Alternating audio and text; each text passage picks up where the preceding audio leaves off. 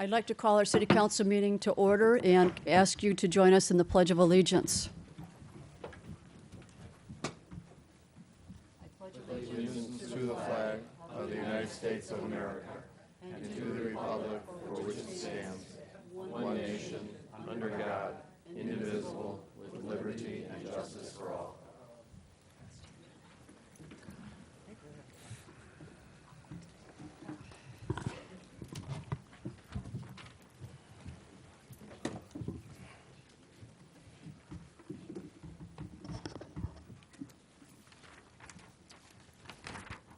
The roll, please. Avci. Here. Belke. Here. Marquez. Here. McIver. Here. Paderewski. Here. Shower. Here. Seifert. Here. 7 present. We have a quorum. The next item is the questions, comments, and announcements of a general nature. We've added this to our agenda in recent past months in order to allow residents or anyone in the audience to address the council on any items. I'm sorry, Mayor. I just wanted to add for the residents that are here, the council's aware of this, but during department head reports, we're going to spend some time talking about the April 18th storm event. So if residents are here for that and they can stay a little bit longer into the meeting, we will cover that topic also, just so they're Very aware. good. Well, I will allow anyone who wants to address the council at any rate during this time. There is a time limit, but if anyone would like to address the council, please come forward to the microphone. Come on up.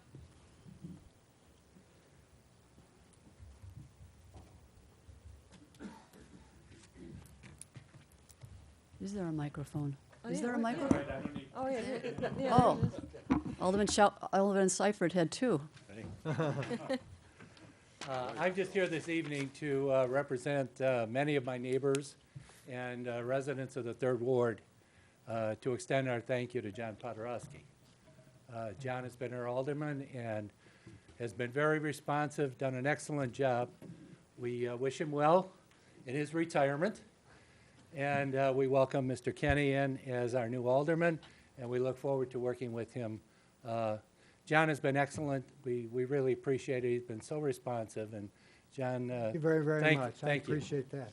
On behalf of many of us, thank you. When you're having a good ward with good people, it's easy to be the alderman. Very good. Well, thank you. Brian, your words are very welcome. Thank you. Thank you. Did anyone else want to address the council? Then let's move on to the approval of minutes of April 15th. Do I have a motion to approve? Alderman Belke, seconded by Alderman Shower. Any additions or deletions for the clerk? The roll, please. Belke. Aye. Shower. Aye. Seifert. Aye. Paderewski. Aye. McIver. Aye. Marquez. Aye. Avci. Aye. 7 ayes. The minutes have been approved. The next item is receiving of communications. Do any of the aldermen have communications to share with the council? Alderman Belke. Well, I have several because of the storm, so I'm hoping I can, talk about that with Dan's report. Oh, good, okay. Yeah, I know we had some areas that we have to deal with, we do plan on dealing with, but I think the effort that we've taken since I've been the mayor, I made it a high priority to address drainage and storm issues, and I think with all the dollars that we have spent over the years, we weathered the storm quite well compared to other municipalities. As I said, there are some areas that we still have to address, and we were out there, all of us out there, taking a look during the storm to identify those locations. So, any other communications to share? Let's move on to the mayor's report. And under the mayor's report, it gives me great pleasure to read a resolution recognizing Deborah Nauman and Giant Steps. Whereas Deborah Nauman, am I pronouncing your name correctly? Good, okay. Deborah Nauman founded Giant Steps in 1996, and whereas Giant Steps has been focused on providing education, therapeutic, and recreational programs for elementary, junior high, and high school students with autism spectrum disorders, or ASD, their families, and the community. And whereas Giant Steps is currently designated as a therapeutic day school in the state of Illinois, licensed and certified to exclusively serve students with a primary diagnosis of autism. And whereas the goal of Giant Steps is to improve a child's ability to interact, communicate, and develop academic and daily living skills through a one-on-one integrated approach encompassing autism, education, training, therapy, recreation, and life skills. And whereas in 1997, Deborah Nauman secured a grant from the state of Illinois in the amount of $99,000 to start Giant Steps of Illinois, a nonprofit therapeutic day school for students ages 5 through 18 with autism spectrum disorders. And whereas in 1998, GSI opened its first classroom serving 12 children in kindergarten through 3rd grade. And whereas in 1999, GSI added another classroom and 6 new students in kindergarten through 5th grade. And whereas in 2001, Deborah Nauman secured a grant from the Department of Education in the amount of $463,000 to support the GSI model program. And whereas in 2004, GSI added a new high school program and 6 new students. And whereas in 2005, the Center of Disease Control allocated $99,000 to establish the Autism Center for Excellence, Inc., a division under the umbrella of Giant Steps. And whereas in 2005, the Illinois General Assembly granted Giant Steps $100,000. And whereas in 2009, GSI moved to their new location in Lisle, Illinois, whereas Giant Steps now serves 160 students, ages 5 through 22, from 30 school districts. Now therefore be it resolved by the City Council of the City of Darien, DuPage County, Illinois, that Deborah Nauman be hereby recognized for her dedicated service and unselfish contributions of time and energy and devotion to the Giant Steps program and for those who are served by this outstanding school. Do I have a motion to approve? Alderman Marquez, seconded by Alderman Seifert. The roll, please. Marquez. Aye. Seifert. Aye. Avci. Aye. Belkey. Aye. McIver. Aye. Poderowski. Aye.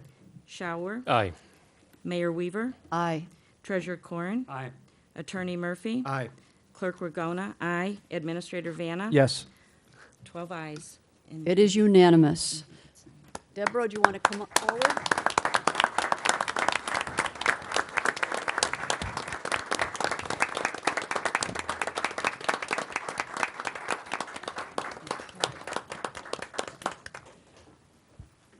Thank you, Mayor.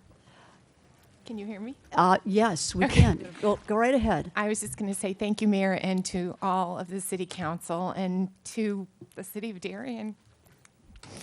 I brought my son here when he was 19 months old, and we've lived here ever since, and Darien has helped me in many ways. District 61 helped immensely.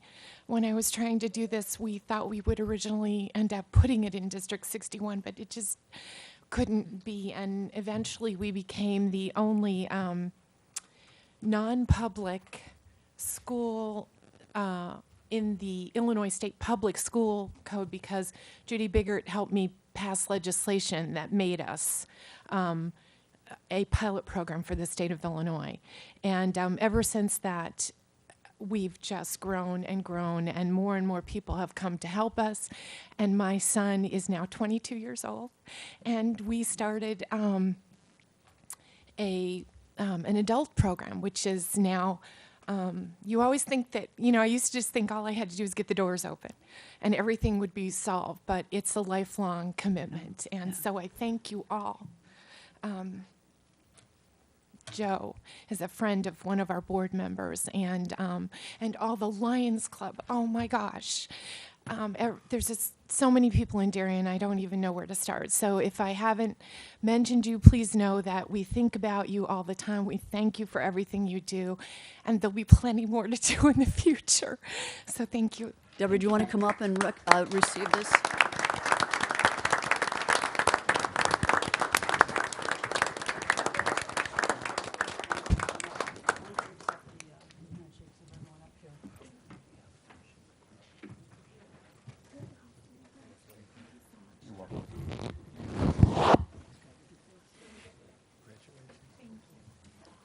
Congratulations.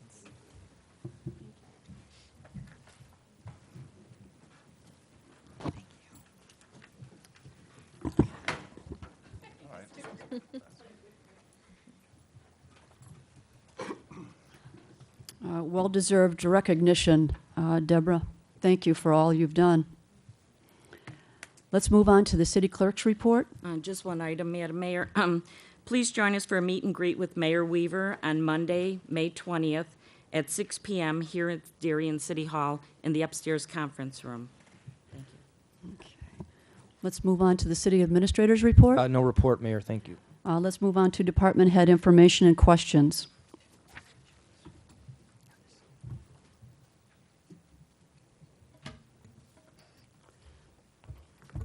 Thank you, Madam Mayor. Good evening, City Council, our residents here with us this evening, as well as our viewing residents.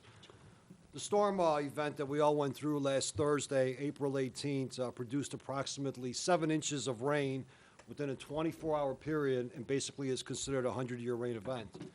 This total does not include the additional 2 to 3 inches that fell upon us over the several days prior to, and obviously had saturated the ground.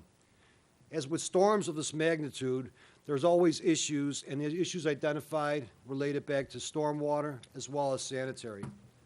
While staff fielded various storm-related calls, many of the calls also related to sanitary backups, including overflowing structures, which are located in rear yard easements, side yard easements, and/or within the front parkways or right-of-ways. The city of Darien does not have what is referred to as a combined system. In other words, stormwater is treated separately from the sanitary water. The stormwater infrastructure is owned and operated by the city, and the sanitary infrastructure is operated by the county of DuPage. With us this evening are representatives of the DuPage County Public Works. And I'd like them to introduce them this evening here. Nick Conmeyer, who's the Superintendent of Public Works, Kevin Bowie, who's the Public Works Operations Manager, and Sean Reese. Many of you might have seen him around our local neighborhoods. He's the Manager of Public Works Maintenance Operations. I'd like to have the county, Mr. Conmeyer, come up here and speak to us this evening. And the issues that he'll be addressing are why and how are the sanitary sewers are overcharged, and are they constructed as not to allow groundwater into their mains, for example. Preventative measures for residents, such as overhead sewer program, and he'll also be commenting on gate valves for this preventive measure. Maintenance plans upcoming, as well as will the county conduct follow-ups with our affected residents. Mr. Conmeyer?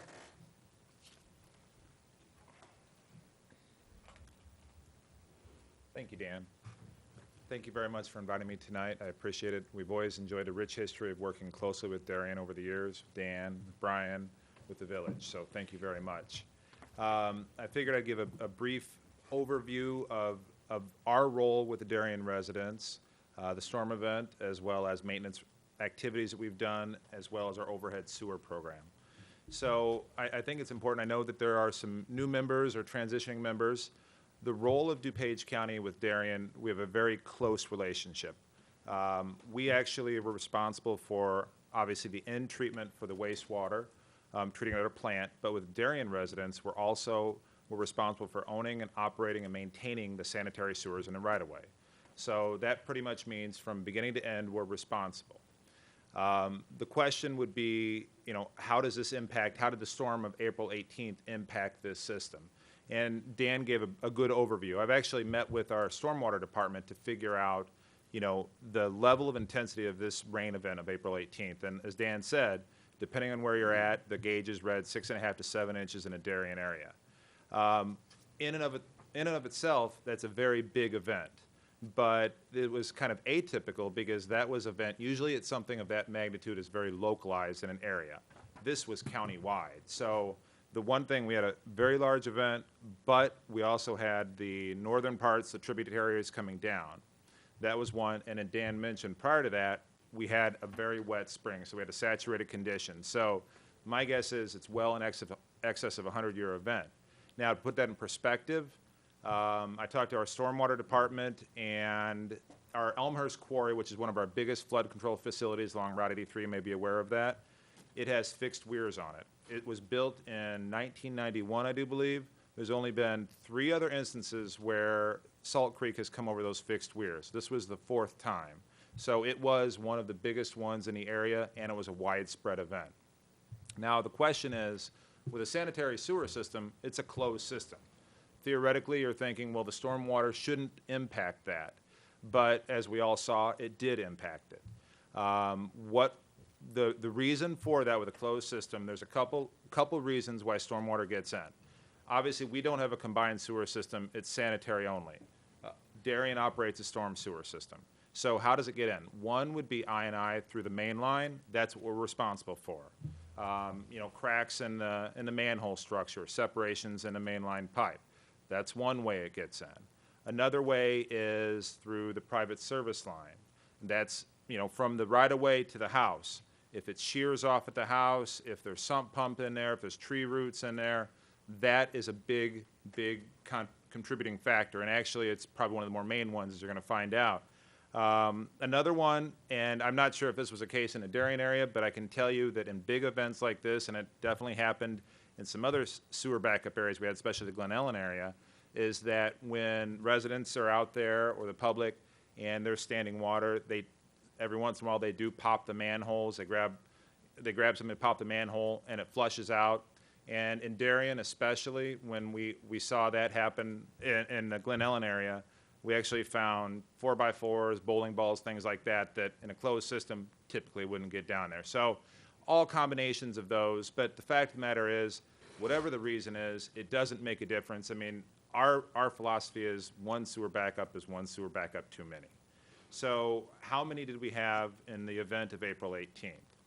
We have approximately 40,000 customer accounts, and we serve pretty much the southeast quarter of the county. And out of those 40,000 customer accounts, we have reported about 50 to 55 sewer backups.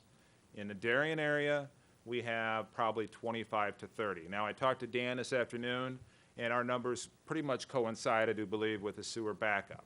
And what we're trying to do right now, and I know Dan is doing the same thing, and we will definitely collaborate the information are those sewer backups, they are truly, some of them are truly sewer backups. Some of them are overland flow, and some of them are a combination of the two.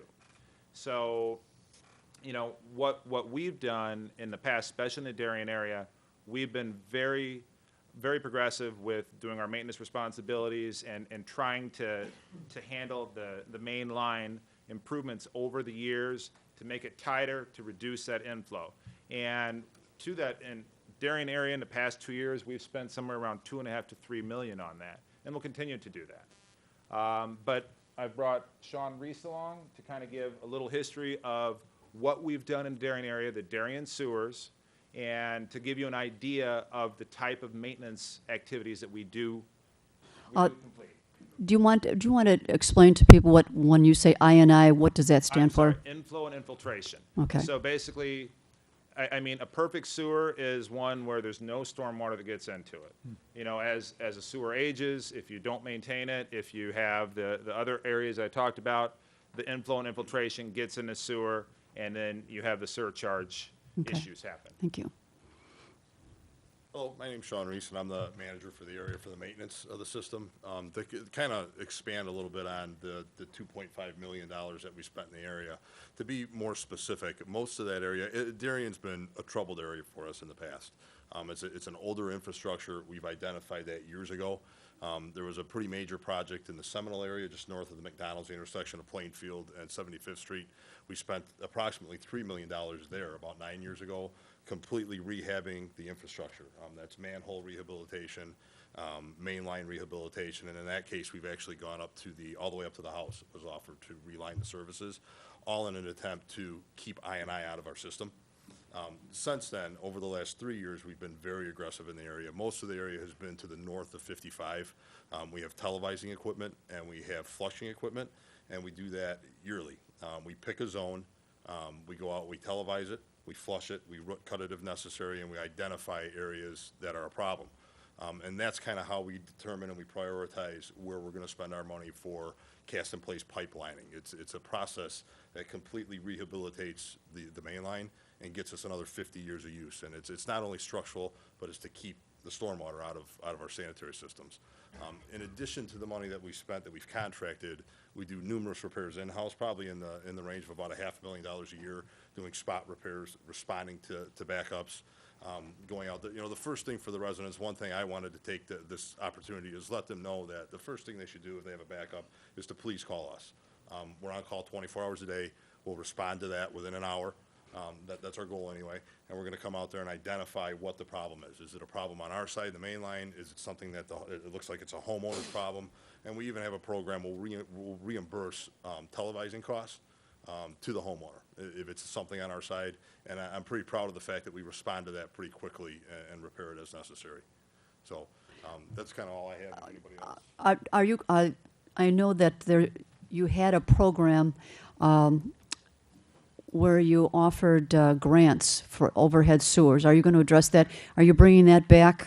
It's Okay. always been there, so that's the next part Okay. of it, and then we'll open up for questions if that's okay with the council. Okay. Can Now- you mention the number, the phone number to call, 24 hours a day? Yeah, it's 630-964-7503. And if it's after hours, we're there 7 to 3:30. If it's after hours, you'll get an answering service, and they'll send it to the appropriate personnel to respond. And I would add, I would recommend that any homeowner who experiences sanitary backup, even if their plumber says, you know, this is a private issue, call us, get us involved early on, because we can provide a lot of guidance and free advice before they go too far down the wrong direction. So I would definitely recommend that they notify us right away. And I know that Dan, I mean, whenever he gets a call, I mean, he calls us right away. I mean, it's definitely in the homeowner's best interest to get a hold of us. But you had mentioned the overhead sanitary sewer reimbursement program. And this is a program that we've had in the department for many years, extremely valuable program. I know that you actually have it on your website. We have it on our website. For all the people who've called during this storm event, as well as other ones who experienced sanitary backup, we definitely let them know. And I figured I'd kind of give you a brief overview of this program. I've also brought 200 of these for you to keep and pass out. Basically, it's a program that in older areas like Darien, you have some older homes here, they previously built it so that it drains by gravity through the basement. It's just basically the floor drains and drains out through gravity. Nowadays, with the new building code, if you do any renovations, they require overhead sewers with an injection pump. And basically what that is it gives you the protection.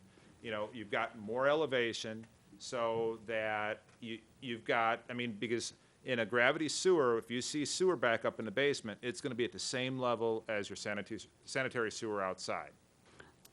You know, as far as overhead sewers, it is the best insurance a homeowner can have for protecting their house against sanitary backups. I hate to say it, but if you have a gravity sewer, it's not exactly a question of if you're going to have a sewer backup, it's a matter of when you're going to have a sewer backup. And that's what overhead sanitary sewers offer. Our program is very straightforward. If you have gravity sewers and you're on our system, which all the residents of Darien are on our system, we will give us a call, we'll come out there, we'll inspect it, we'll coordinate with your building department. The two of them work together. We make sure, yes, you qualify, and then it's simple as we work with the homeowner, figure out the best way to retrofit their house. They hire a plumber. They retrofit from gravity sewers to overhead sewers to provide that extra level of protection. We will then pay the first $1,000 of expenses. After that, we'll split the cost 50-50 up to $5,000 of expenses for a county total expenditure of $3,500.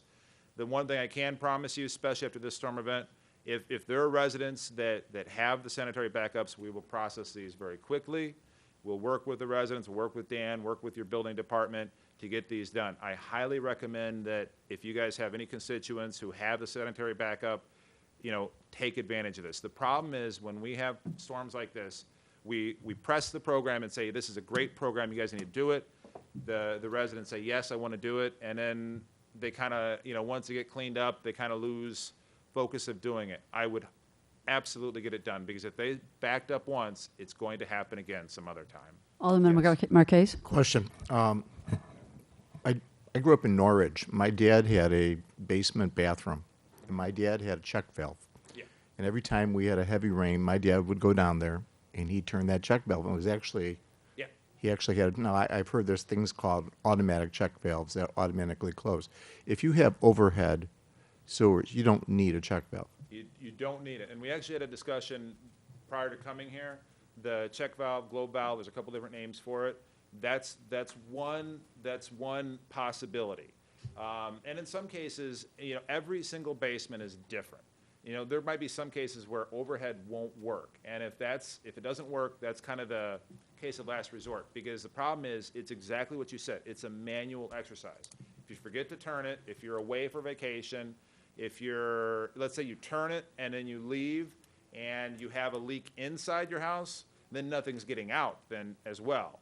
So, I mean, it is effective, but the overhead is much more effective. If you're going to spend the money with getting a plumber to put in the check valve, the gate valve, the extra money for an overhead sewer is a higher level of insurance, per se. Another question? Brian? Nick, you made a good point. If a resident, with a sanitary sewer without overhead, if they have not experienced the sewer backup, they still should do this, because it would happen somewhere, whether, again, a tree root goes in, and just because you didn't have a sewer backup this rain event, we could have a less rain event, or it could, or not a rain event, and you could have it. It might not even be related to our mainline sewer, and too. it might not be related to that. So If somebody gets a tree root in their service line, and typically they have a clean out in their yard, and they don't have overhead sewer, by blocking their service line, that'll cause a backup as well. So you're absolutely right. I don't want to sound like I'm laying blame on the county. Maybe I will come across as laying blame, but the areas where we have had these sanitary sewer issues were all developed under DuPage County before Darien became Darien. And that's why I think it's been more than 9 years when you had to step into the Hinsbrook area. I think it goes back a lot farther than that, where we had a major undertaking to replace, was it clay pipes that you put in the easement under trees? Absolutely. Yeah. Absolutely. Yeah. And you bring up a great point, because those older subdivisions all have the gravity drains. They all have the gravity drains. Well, we still have another area in Darien that has these gravity sanitary sewers. What can we do to work together to get all of those homes changed? I mean, as far as getting the word out, that would be my biggest suggestion. I know it's on your website, our website, anybody who calls in, I mean, spread the word. I mean, from our standpoint, it is the best $3,500 that we can spend for our customers out there. And, if we have 100, 200 customers do it, yes, that's a big expenditure, but what we're guaranteeing is safety in the future. And, if a homeowner puts out $2,500, $3,000, yes, that's a lot of money out, but we've had backups where the damage has been $30,000, $40,000, $50,000. And so to prevent the type of occurrence it is the best money a homeowner can spend. Yeah, I was thinking even more than just residents paying any money to change over these gravity sewers. I was thinking more of a major project within the Marion Hills area, which is the area I'm talking about that still has all these gravity sewers. And it's beyond me. When I found out, my son happens to live over there, and when I found out that his sanitary sewer went out the backyard and isn't aligned all through the backyards, it was beyond belief to me. And that the sanitary sewers did not go out to the street. It was just, this whole area is impacted by this. Yeah, the rear yard sewers, that was a common occurrence back in the 80s when they, this area, 70s, 80s is huge build-out time, and that was a common occurrence back then to put the rear yard. But nowadays, people plant trees, they put their sheds over it, they have everything. But the fact of the matter is, I mean, we have to figure out how to transition those areas to a safe, as far as sanitary customers, so that they don't experience the backups. And Yeah. I think the best way is to get the word out. And I know Sean, especially in the Darien area, is doing everything we can in the right-of-way, but that's only a piece of the puzzle. We can do everything. We can make it as tight as we can in the right-of-way, but there's a big part of the system going from the main to the house, and then what happens in the house, that's an individual choice. Now, I know that, and I would assume, if there's a major renovation in a house, someone wants to finish a basement, that's an automatic requirement for overhead now. And, I mean, it's part of our ordinance that if there's any type of improvement, automatically overhead. I mean, that's part of the building process. All the building officials out there, I mean, every village, anywhere back in the 70s and 80s, the gravity was the way that Yeah. you did it. Yeah, Dan, we'll talk about this some more. Alderman Marquez?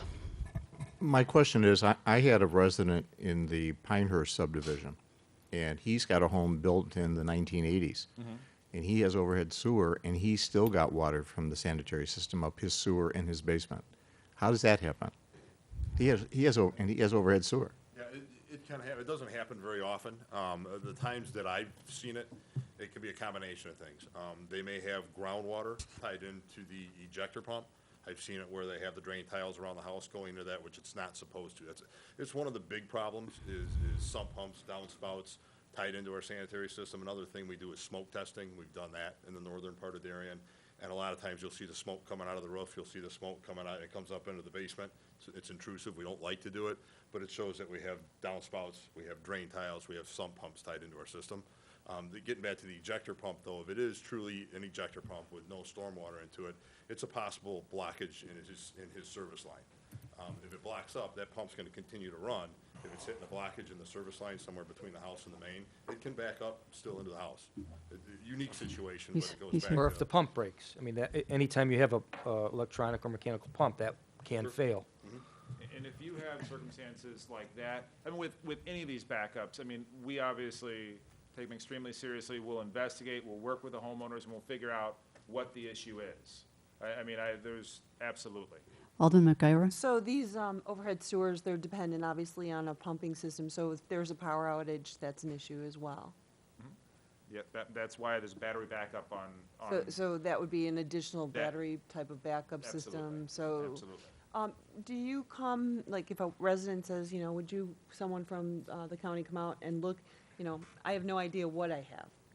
Can you come out to look at individual homes and say, okay, this is what we see, this is what we would recommend? And I recommend that course of action first. Before any plumbers are hired, I mean, we will come out, and in this case, we'll probably come out with an official from Darien. We'll walk the basement. I mean, we have a lot of experience. I mean, Sean and his crew have been doing this for many years, and we'll work with them to figure out what the best course of action is. And that's at no cost to the resident? Absolutely. Okay. That's actually part of the program. We come Okay. out first. Okay. To kind of look at it and we're getting pretty good at giving them somewhat of an estimate. Okay. And then they get 3 quotes from a plumber. We review it, we look at it to make sure we agree with what they're doing. And then they go through the building department and stuff to make sure they have it inspected. Is that one of the permits we waive? No. Could it be something that we would go back maybe and, look at as a council? We'd have to take action on that as a Right, I city council. understand that, but, I would maybe ask that we think about that. Yeah, we could make it very specific Yeah, for this incident. Alderman Seifert? I have a question unrelated to the storm. Let's say, because I know this happens a lot when you drive through the neighborhoods, that the sewer part that's on the private property breaks down and has to be replaced. I've heard of other areas that there's some sort of assistance to help the homeowner pay for that. I know, personally speaking, my sewer is 9 feet deep, and getting that replaced in my front yard was not a very cheap endeavor. And I know, again, if you drive through the different neighborhoods, you see where people are replacing their private sewers all the time. So is there some sort of program in place to help residents with the cost of that, or? Yeah, you're talking about the private service line from Yes. the house to our main. Correct. And it becomes really important, especially the older houses we talked about. Once again, no overhead. Typically, those are clay pipes. But no, we do not have a program for that. And, if you go from sanitary district, some do, some don't. It's all in the cost of service. Obviously, if we're responsible for that, the problem then comes in too. I can't just say, I can't pass an ordinance that says we're responsible for it, because then you have all the private homeowners who, do I have access to come on their property to do that? And I mean, do we come in and provide assistance as far as, guidance and what we think? Absolutely. Absolutely. There are customers they're your residents, we will meet with them, help them through it, but we're not gonna go on there and dig that private service line. That's the one thing I was gonna offer, is calling us first, because to be honest, open cut, a 9-foot deep service line is kind of an antiquated method. There's much better technologies out there that are less costly and actually a better product. We line them. We're actually out to bid now looking at a service liner for our own things within the right of way. And it's a very cheap alternative to open cutting. You don't have the restoration, and the technology has come a long way even in the last 5 years where you can get that done for probably half the cost. And I think Sean mentioned a project we did previously where we went in and relined the main line, but we also relined a good portion of the service lines. We didn't have to open cut, we didn't do that, but whenever we can improve, because like I said, the vast majority, I mean, studies show that the vast majority of the infiltration is coming from the service line. So if we can tighten those up, it helps us as well. So in cases like that where we can, we try to do it. Alderman Abchi? When somebody calls you and then you come and consult with the homeowner, afterwards, is it totally up to the homeowner to find a contractor to do the work, or do you have some chosen contractors, or have you considered or even done some sort of like in the city we have a program where homeowners can use the concrete contractor that we use in the summer. Do you have some sort of contractors like that that could provide help to the residents? Yeah, what our policy is, obviously, we just require 3 quotes from the plumbers. It has to be a licensed plumber, and we will help them review it to make sure that it's in line with what we see. As far as a homeowner, and we get that quite often, I have no idea what to do, who to call, how to do it. We can provide them a list of area contractors that have given, excellent work in the past, and, fair prices, and they can absolutely call every single one on there, get quotes. They can call their own, whatever they want to do that. Now, as far as, preferred contractor to get on board with the bid, I mean, have there been instances where we're in a subdivision relining and a homeowner wants to do it? If they would like to broker a deal with a contractor, that's up to them.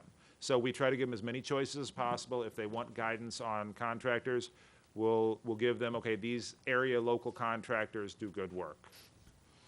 Yeah, that's really quite similar to what we do. We take bids for the contractor for the paving and things, so that would be a similar program.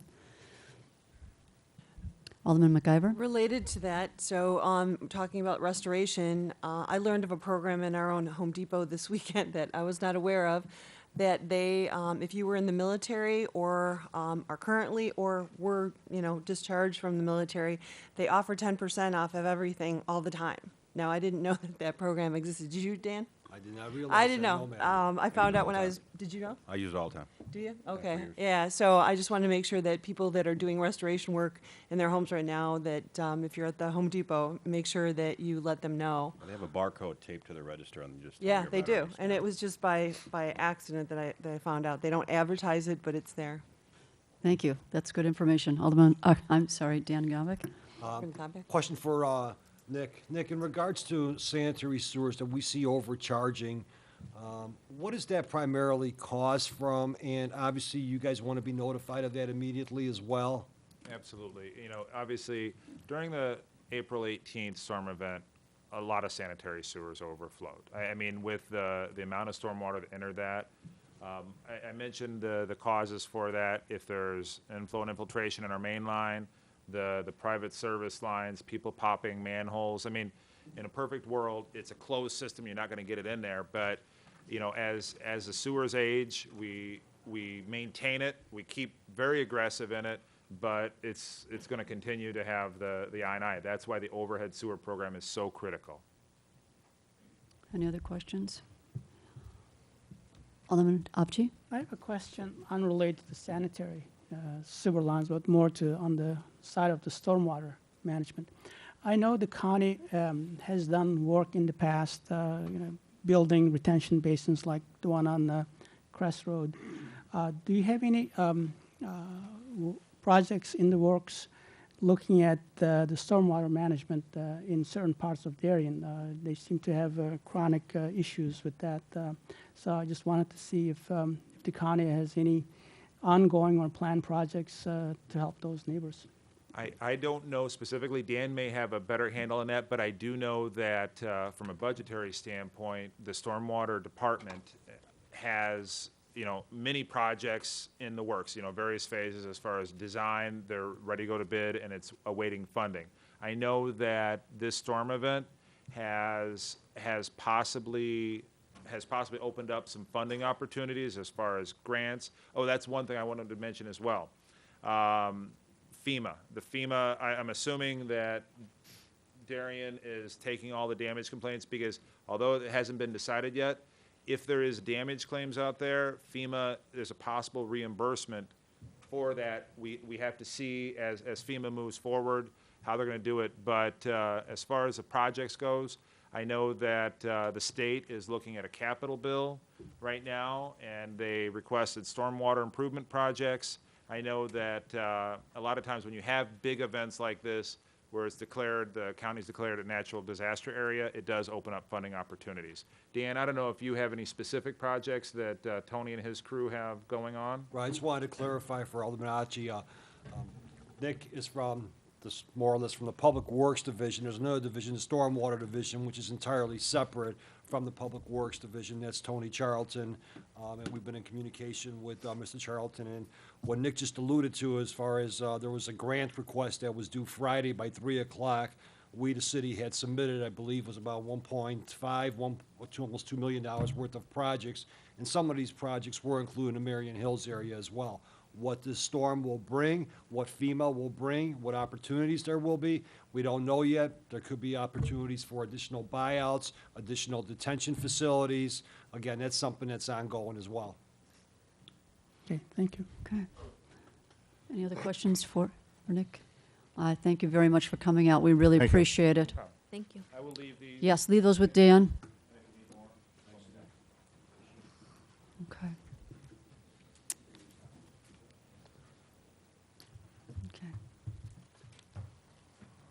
Okay. Presentation.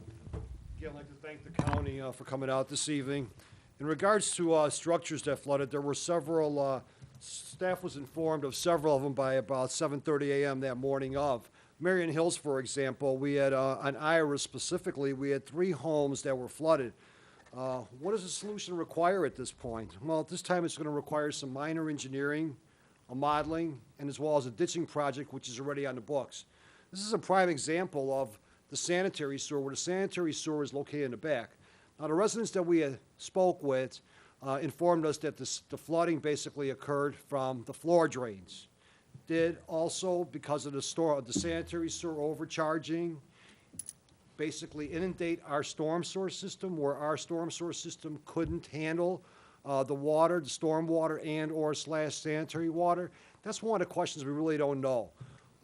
Again, with that said, we took appropriate action as soon as we found out that those homes were flooding. We basically got out there with larger pumps and we started pumping those homes immediately. We also took the initiative of taking for granted that one of our storm sewer pipes was clogged. We brought in a bigger pump and started pumping into another manhole.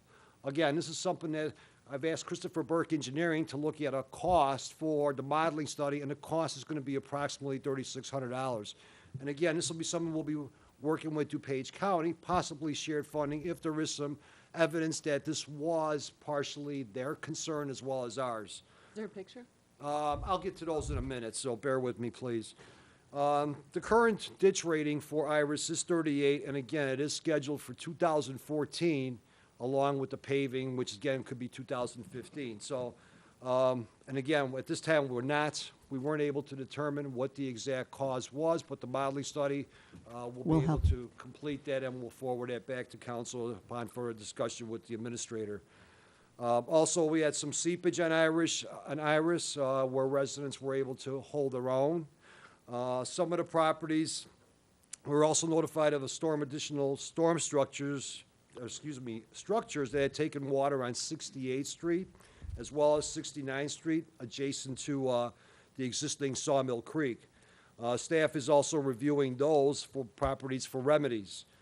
Some of the properties adjacent to the Sawmill Creek are identified to be in a flood zone. The creek would be identified as a floodway, and again, the adjacent properties is what's referred to as a floodplain. Properties that are identified in the floodplain will, and again, I have to stress will, see water surrounding their properties and in some situations very close in proximity to their foundations.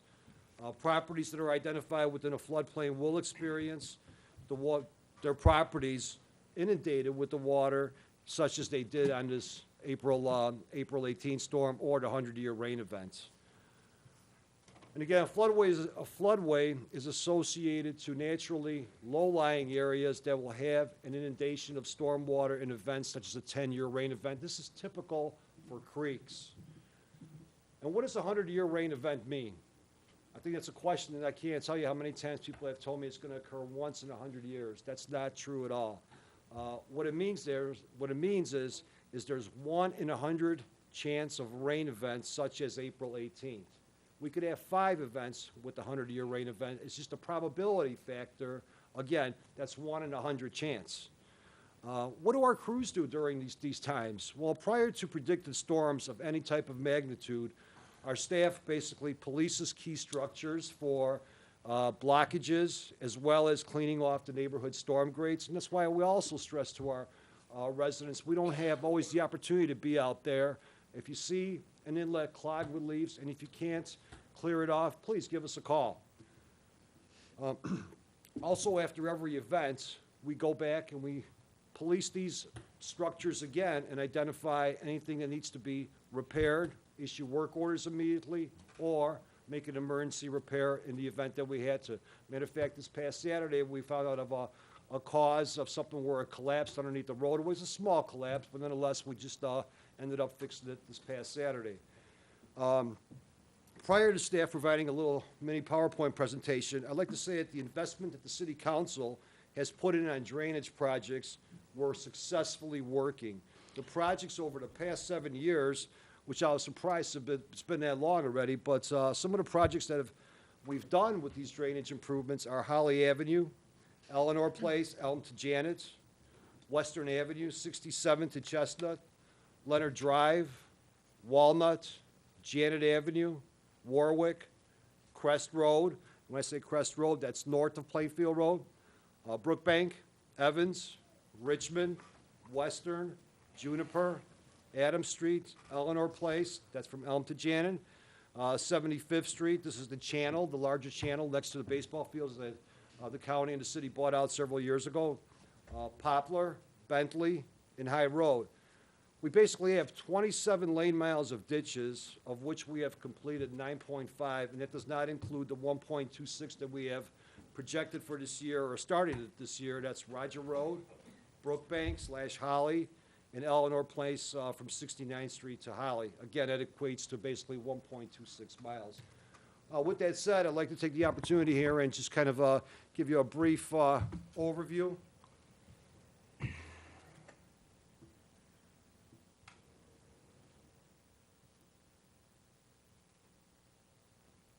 After the storm, we initiated a survey, and that survey basically canvassed as many, through whatever media portals we had, was what type of damage or what type of rains entered your structure or flooding, I should put it mildly.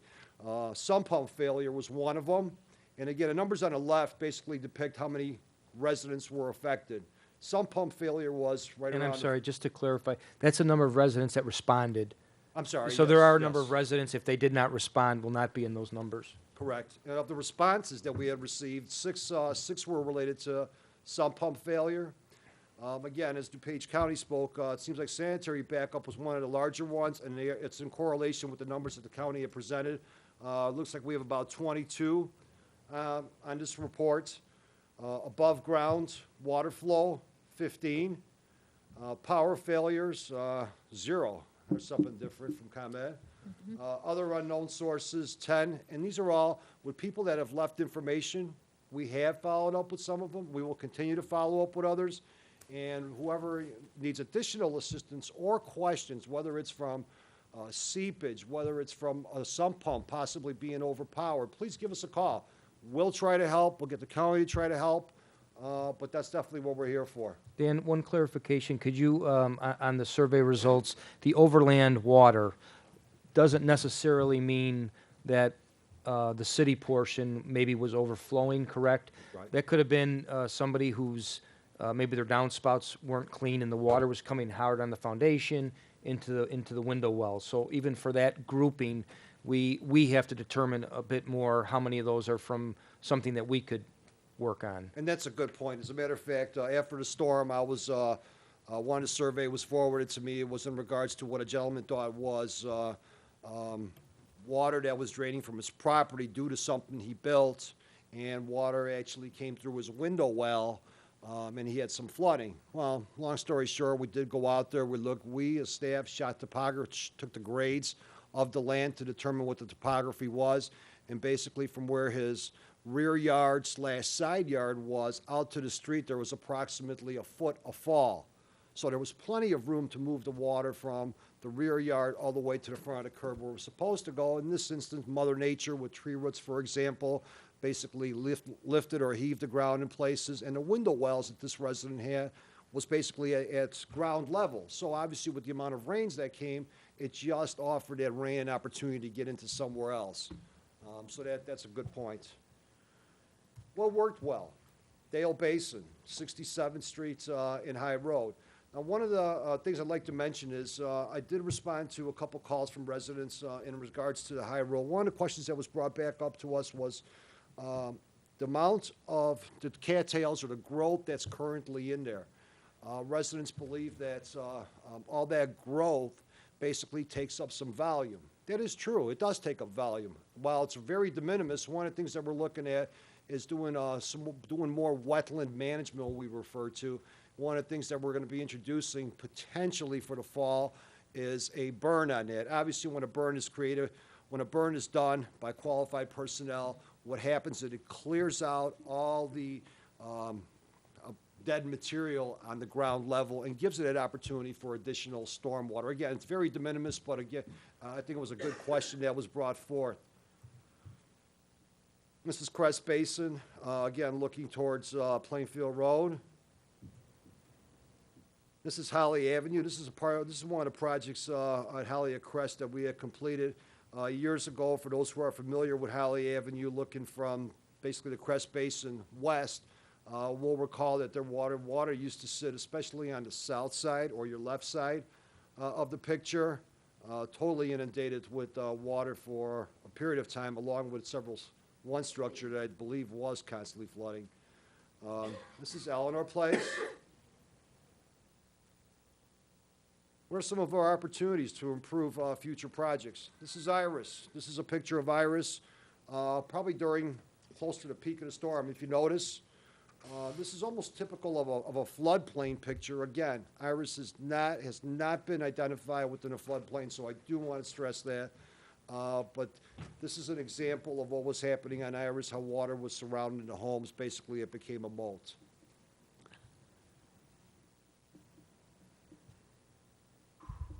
This is Crest Road, 7100 block. That basically concludes my report for this evening. Is there any questions? Take any questions, comments?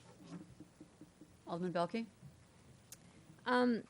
Actually, what I learned when I was watching the city government channel that night or that day, it was very helpful how it had things at the bottom, more of an emergency that stuck out from the rest. So I thought that was real helpful.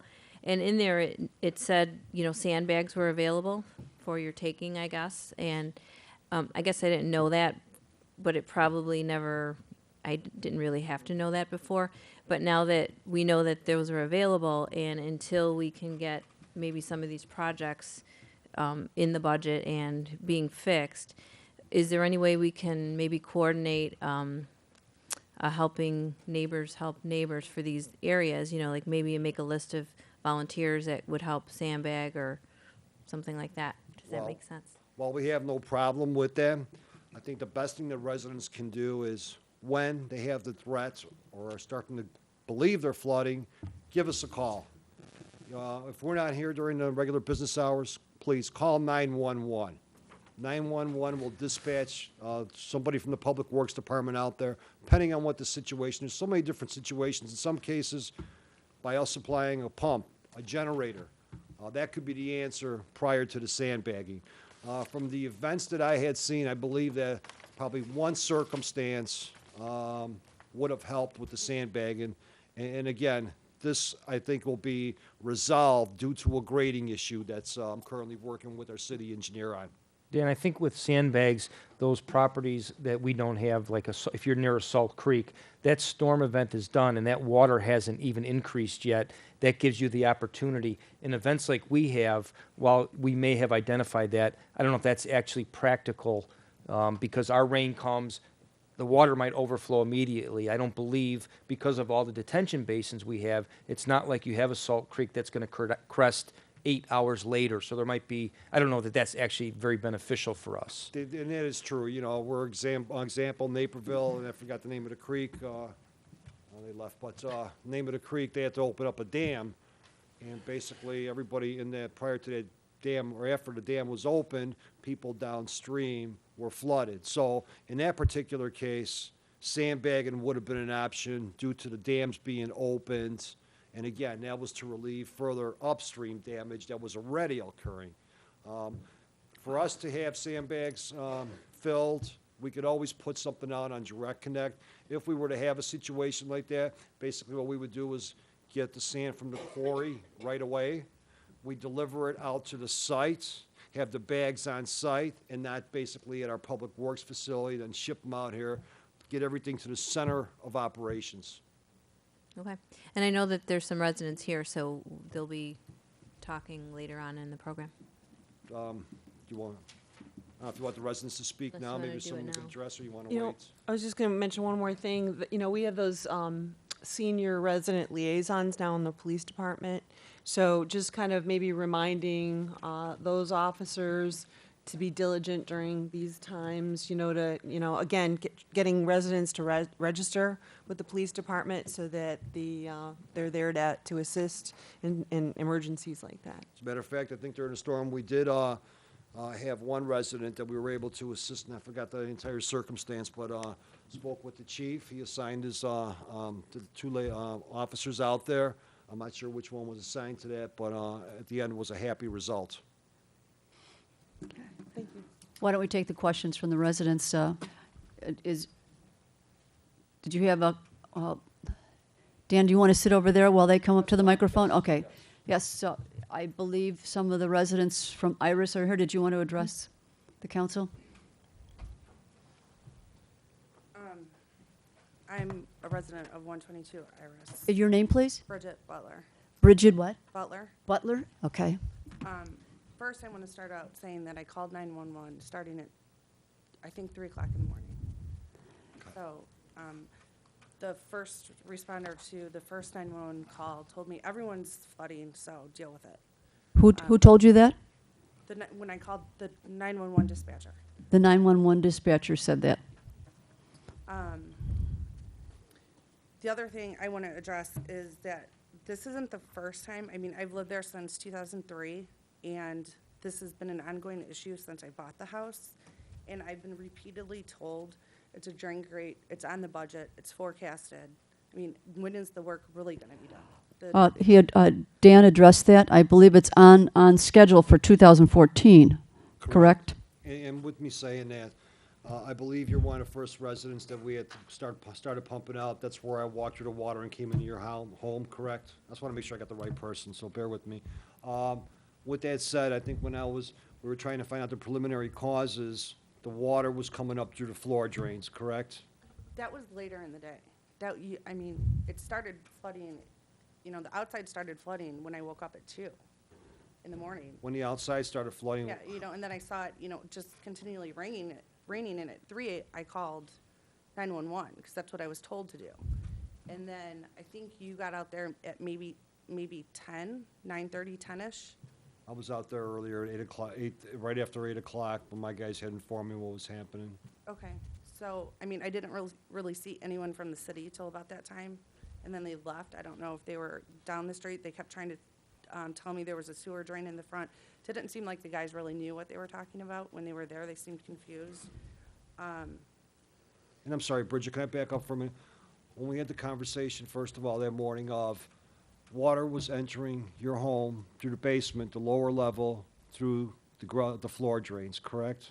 At that time, yes. It didn't start through the floor drains.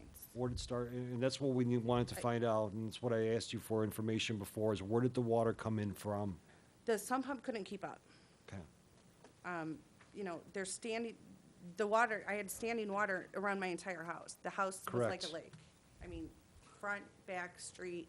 No, this is, if you look at my street and the house, I mean, there's a big drainage coming from the south side of the street, or I think that's the south side. You're on the north side. Yeah, so it's, you know, all the water from the south side drains. When you look down the street to the left, or to the left and to the right, there's no standing water. You could, you know, a lot of rain, my house always has standing water. I mean, this has been an issue. I just want to know, like, when it's going to get resolved. And I've been told that, I think it was in 2008, you guys dredged the ditch in 2010.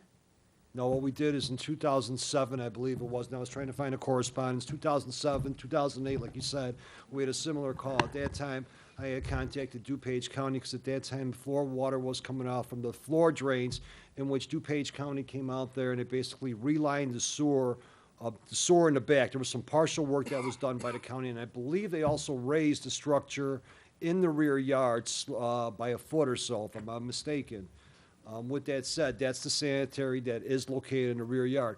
And this is one of the studies now that we're going to be having our engineer look at to determine where is the water really coming from. Is it coming from the sanitary sewer, which was overcharged, and that water helped contribute to the storm water, in which case what then became a combination of storm and sanitary.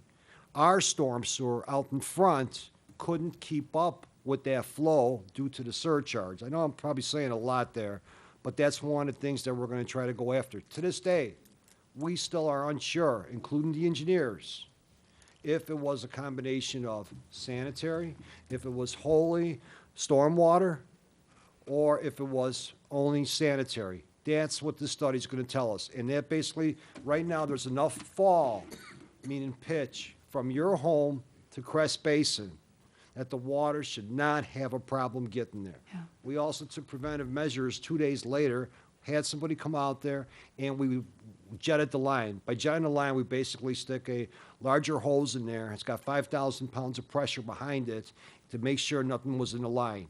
And the only reason that we pumped that day, because we felt that there was something in that pipe. We couldn't confirm it because everything was so full, including the ditches. We took the prerogative of pumping out your home, as well as getting a larger pump to take the water from what was around your property and get it over 2 driveways further to the east, to the west, to make sure that we were trying to relieve water as much as possible. And Dan, one thing you're saying is as fast as you're trying to pump it, if there's a sanitary sewer issue, that could be surcharging faster than you're pumping. Correct. Is that what you're saying? Yes. Okay. The sanitary water that you're talking about, I mean, is that like sanitary, like? Yes. It's your bathroom water, I mean, yes. that's not, I mean, this is strictly stormwater.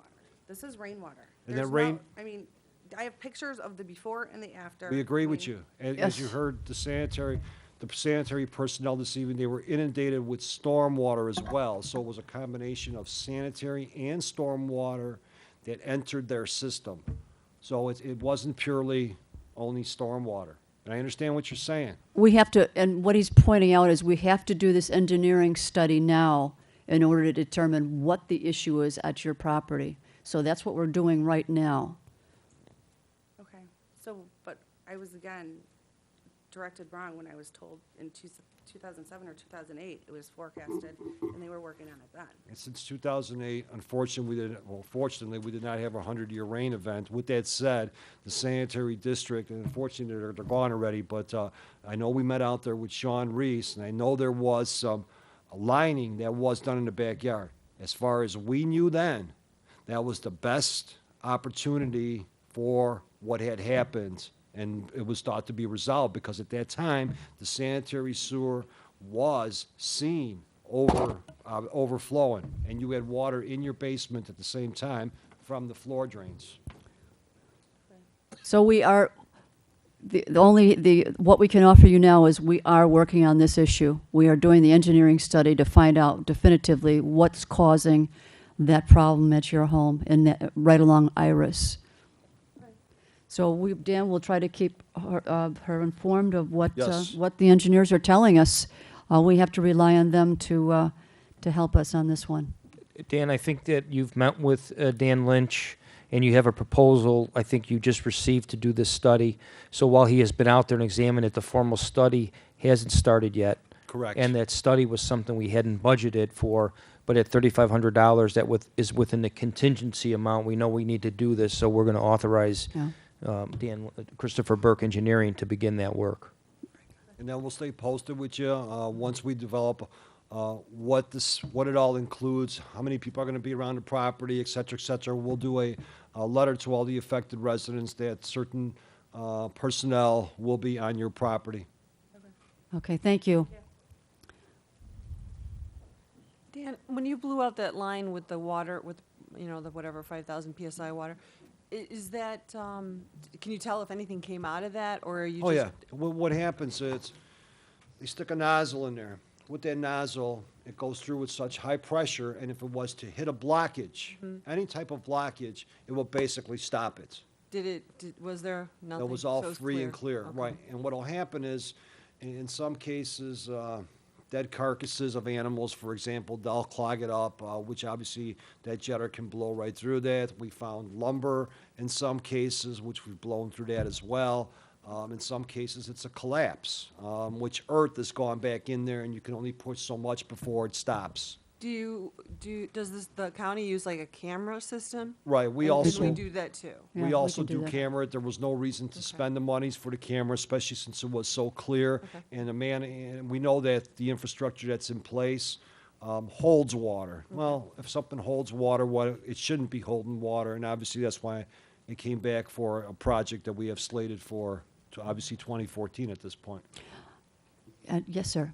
Hi. Joe Kolobab, 126 Iris, Bridget's neighbor, and Mr. Gombick and I spoke, and Mrs. Belkey and I also, she visited. But anyways, you didn't show the crest of the water in the pictures. I'm surprised. I did. No, not the ones I wanted. Oh, but I'm sorry, the ones that you have of the rear home, we do have them, That's yes. all right. I'm just. Sure, but, I understand. Just wanted to show you, how high the water came on that. And the swale between Bridget's home and mine, it was wall to wall.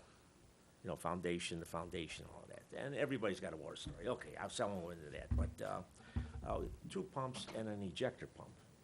So there's no waste. Not one little incy witsy of waste in there. But we had 3 to 4 foot of water. And I know you had a heavy duty pump in there. Because I guess it took you about 7 hours, 10,000 gallons an hour, according to what my son-in-law told me. He was there with you in that. But what I'm trying to say is, been out here 40 years, and power failure. I went to Home Depot, bought a generator, big one, not extra pump and ejector. It's about 10 years old now, because you learn as each horse leaves the barn. But anyways, I think for whatever, I'm not an expert, but I think everything is out of date as far as sanitary or pipes in the surrounding area. They have to be, just like the expressways, 2 lanes are now 3 lanes were converted to 4 O'Hare to downtown is 5, and so on. You have to enlarge the sanitary and the water, rainwater pipes. And because if you're just going to replace pipes, all you're doing is, I think, as Obama said, kicking the can. And that's not really going to be, I think, really a good issue on that. The other thing, too, and again, I'm no engineer, but buildings, commercial and residential buildings on land that shouldn't be, the rain has to go someplace. And there's very little space left in the surrounding area. 63rd, which is not our problem, that's whatever, West Monterey, but they're sending these couple of acres, and that's nothing but belly in there. They're gonna put, 8 acres of dirt on it, well, fine, but then the people next door are going to suffer on that, but that's mine. But I find out, old news, that the land that the home was built on, and the land, foot of dirt, foot of clay, foot of dirt, full of clay, water doesn't seep down on clay, as everybody knows. But that's the only thing I can say, I think, is that not enough is being done. And I know you can't do everything overnight, but I think in this day and age, there has to be an improvement on the sanitary as well as the rainwater. It's just Dale and, what's that, Plainfield and Crest. My wife and I kind of, well, where's the water? And I don't know if that's a better system, but that was after Dale retention pond came in. And I tell you, there's nights, not this storm, but prior storms. Go to bed at 10 o'clock and the water's maybe 15 feet in front of the house, whatever. And I get up at 3, 4 in the morning, go drink coffee and read the paper and all that. Water's still there. I'll come out an hour and a half later, that water's gone. That's like a bathtub. Pull the drain and the water's gone. I still don't understand that. And I know I'm the only person that sees this stuff, but there's some kind of control going on, which I don't know what it is, because I spoke to you about that, and you I think you tried to give me an explanation, but either way, I just, I said that. Okay, let's see what else we got here.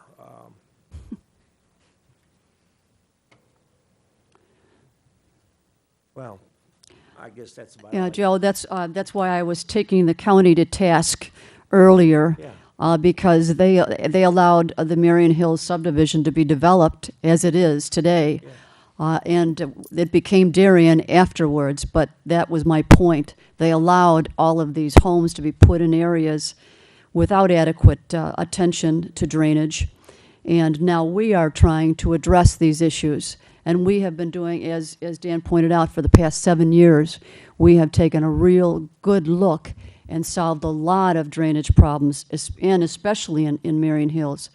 So trust us, believe me, we are working on it. And you're right. That's why we call out the experts. We call out the engineers to take a look at this, to give us their best advice as to what size pipes to put in.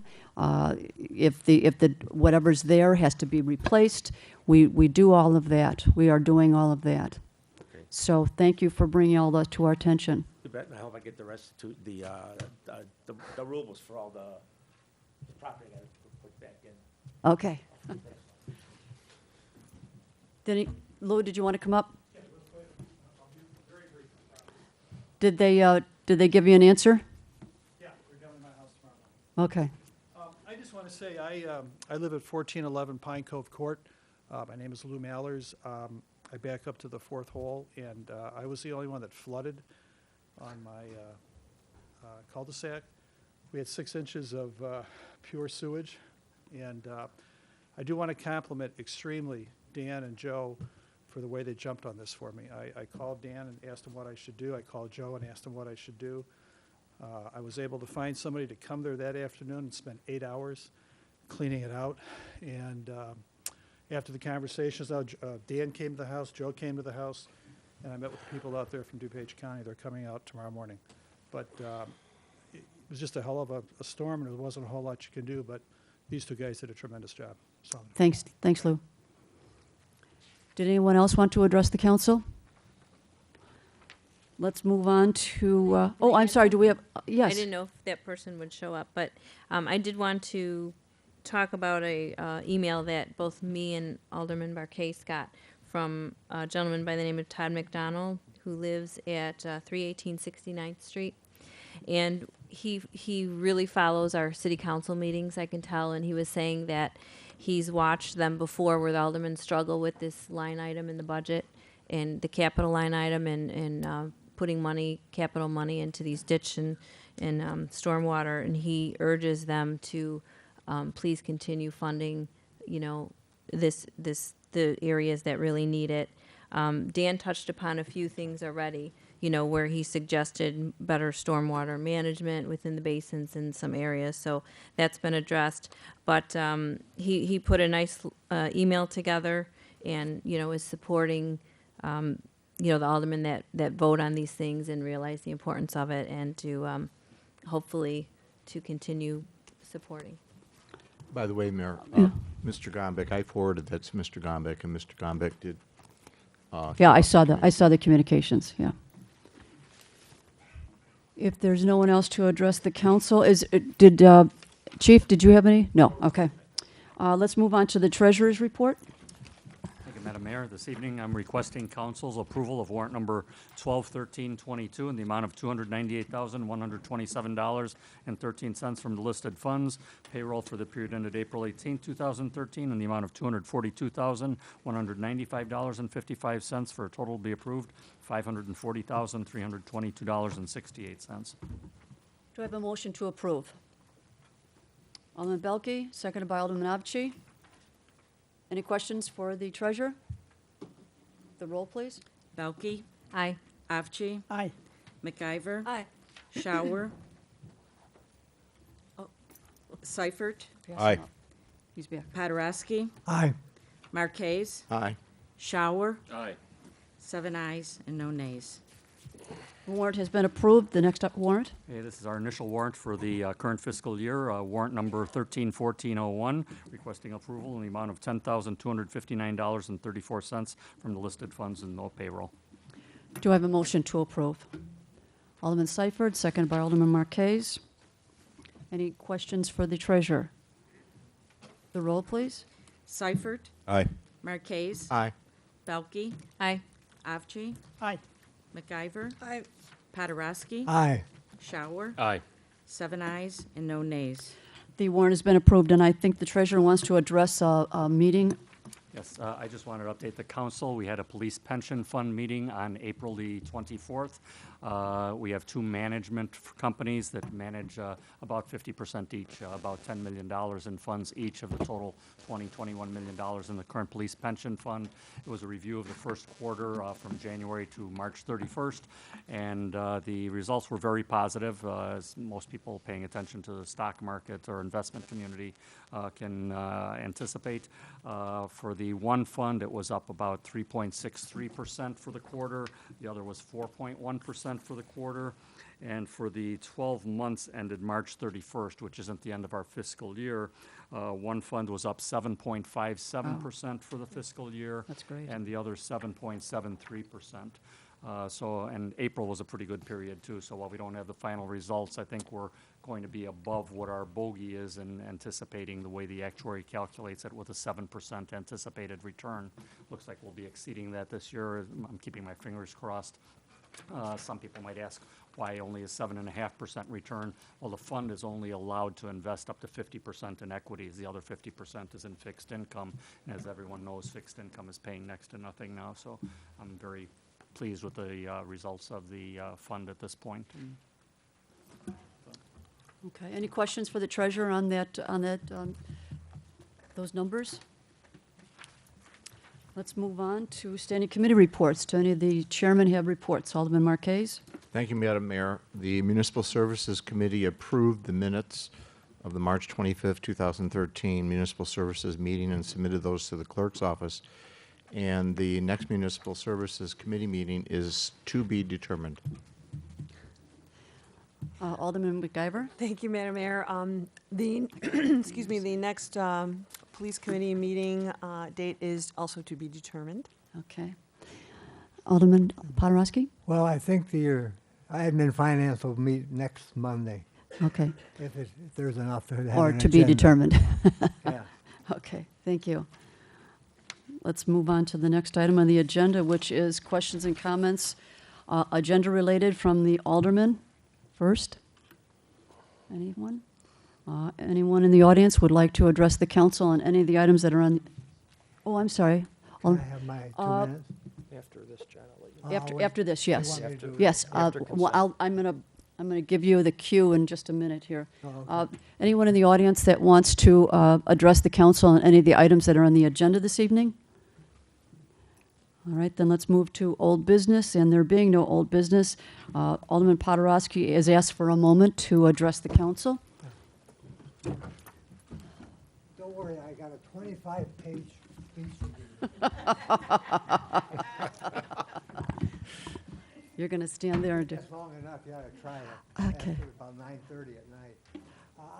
Talk into the mic, John, otherwise Yeah. everyone can hear you. He does that to me all the time. Reason I asked for a couple of minutes is I'm still on the agenda and I'm still the alderman, and I just want to cover a couple of things. Over the early years when I first became an alderman, I was blessed by having Carmen Soldado as our mayor, and after that we were blessed again by having Mayor Weaver. Over the years, I just want everybody to understand that the effort these two people put together to do the job right. There are many times when they would have to do something that had to be done, and often it was not popular, but they did the job. And that's what it takes in leadership. And I want you to remember Carmen. I want you to remember Mayor Weaver. Second of all, I want to thank my residents in Ward 3. They've always supported me well, and I've enjoyed the meeting with them over the years. Third of all, I have a plug for my family. The third one is my son John, who probably pushed in, probably hundreds and hundreds of little signs so I could get reelected. And number four, and most important, the lady in the back, would you stand up? That's my wife, and without my wife's support, I wouldn't be able to do that. Okay, everybody, thank you very much. Was that long enough?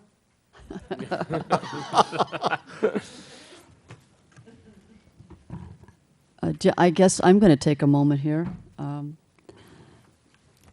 John, I don't know if I'm going to know what to do without you on the board. You have been one of the most important members of this city council. There is no doubt in anyone's mind who watches our city council meetings how much John Podorowski loves this city. And he has dedicated a big portion of his life to the city of Darien through many organizations. And I'm going to miss you tremendously. So thank you. Best of luck in your retirement. Let's move on to the consent agenda. And we have a number of items. I'd like to just read them briefly for the viewing audience to know what we're voting on this evening. The first item is a motion to grant a waiver of the raffle license requirement for Our Lady of Peace Home and School Association.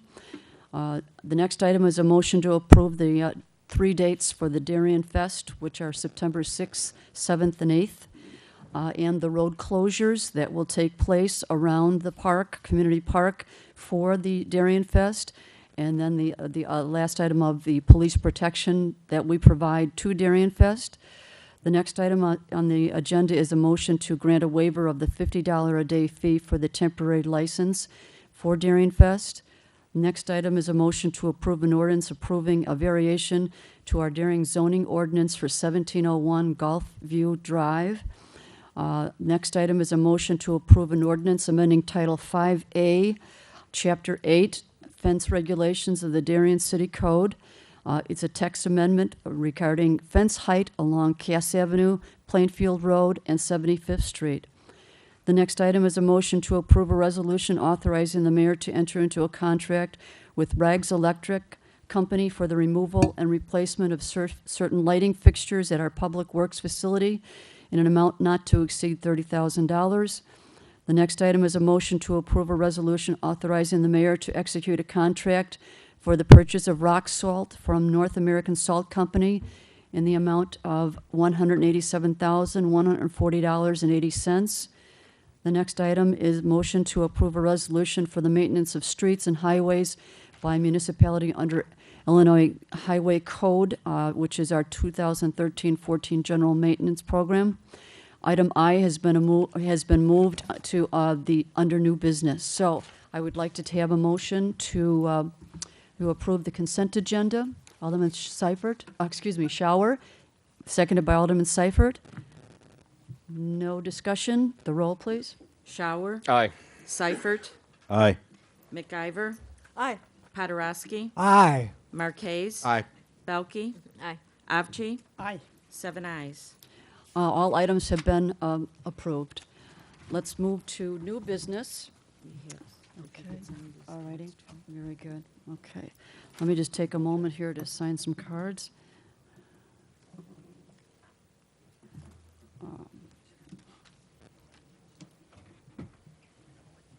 Okay, oh, that's Belzak, I'll do, let me do.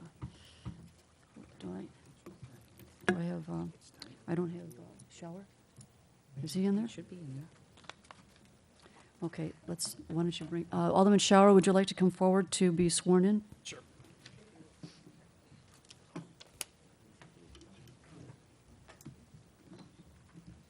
Let me get out of the way here.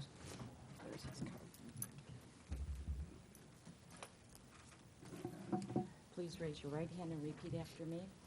I state your name. I, Ted Shower, Do solemnly swear do solemnly swear that you will support that I will support the Constitution of the United States the Constitution of the United States and the Constitution of the State of Illinois, and the Constitution of the State of Illinois, and that I will faithfully discharge and that I will faithfully discharge the duties of the office the duties of the office of Alderman of Ward Ward 1, Ward 1 duties of Alderman of Ward 1, according to the best of my ability. according to the best of my ability. Congratulations. And I-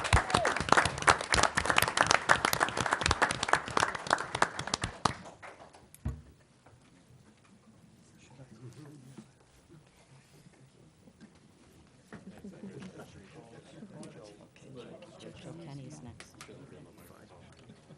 Joseph Kenny, would you come forward to be sworn in? John can step down, Kathy. Don't leave. Sure. Sure. You get to keep this. Do you need a microphone? Do you want to go down? Gotcha. That's okay. I think we're okay. We can just turn it this way. I think Somebody we're okay. taking a photo? Scott, taking photos or? Okay. Please raise your right hand and repeat after me. I, Joseph Kenny, I, Joseph Kenny, do solemnly swear do solemnly swear that I will support that I will support the Constitution of the United States the Constitution of the United States and the Constitution of the State of Illinois, and the Constitution of the State of Illinois, and that I will faithfully discharge the duties that I will faithfully discharge the duties of the office of Alderman Ward 3 of the office of Alderman Ward 3 according to the best of my ability. according to the best of my ability. Congratulations. Thank you.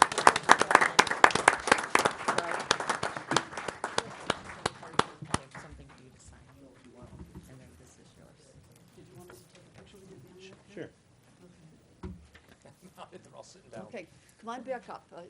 Joe wants to take a picture with all of you. We'll come down and, yeah.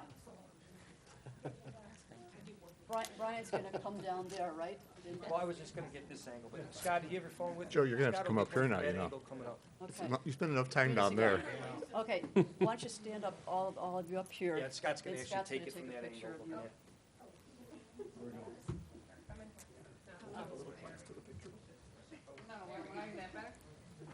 Let you back up.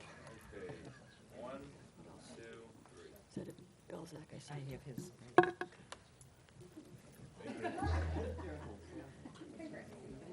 You're in there already. I- You got the top of your head. Joe,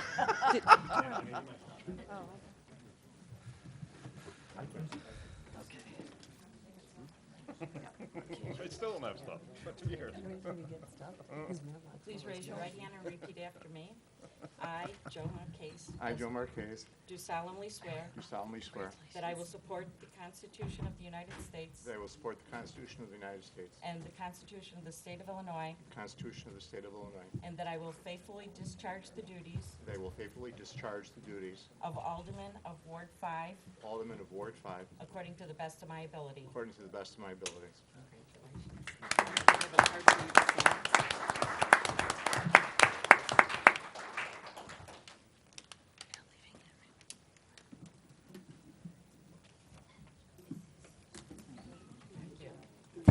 Thanks, Kathy.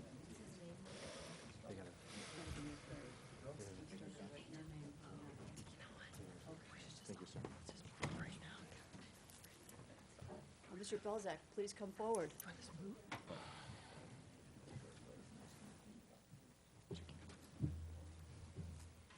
Please raise your right hand and repeat after me.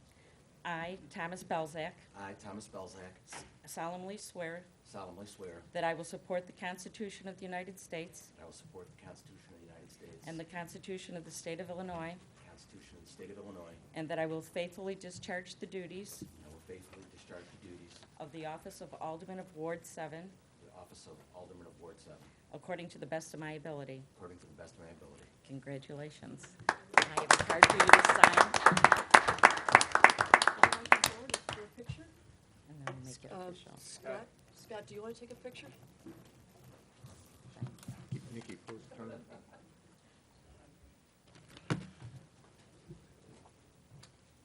All these fancy cameras.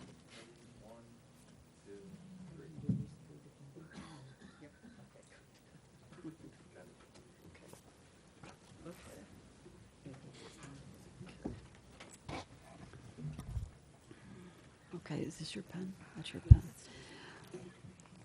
Okay. Could be a different look at that side of the dais. Gotta get used to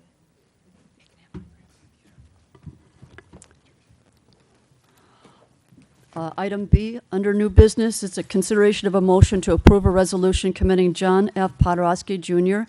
for his contributions to the city of Darien, DuPage County, Illinois. Do I have a motion to approve? Alderman Marquez, seconded by Alderman MacIver.